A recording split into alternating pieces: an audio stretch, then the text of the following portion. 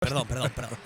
Más 18. Ahora es Laia Raventós, recupera el balón, que viene el pase. Se entienden entre bases. Laia Raventós sacando magia para Ariana Pujol, la capitana. Subiendo el balón, pero ella ya sabe de subir balones. El último partido le tocó un buen rato hacer de base, ¿no? Sí. Atención, Laura Peña con el triple. Bueno. Triplazo de Laura Peña. Triple de Cadila Seu. Esto es lo que he hecho mucho de menos de Laura. Mira. Otro para Laura Peña. Claro. Triple de Laura Potter. El balón lo recibe Claudia Lukachovichova. 3 para atacar con problemas. Tiene que buscar ese balón porque pues tiene que tirar la misma Laura Peña. Se levanta Laura Peña. Pues mira. ¿Qué has merendado, Laura Peña? Irati Echarri.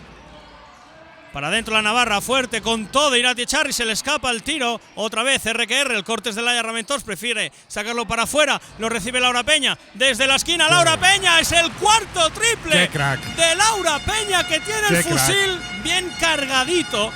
Cadila Seu viviendo del acierto exterior de Laura Peña, sobre todo, que suma ya 14 puntos, Héctor, de los 28. La mitad. Y ahí la tenemos también. Con opción a crear y dándole la canasta a Jewel Tunstall. Muchos movimientos, lo recibe Laia Raventós.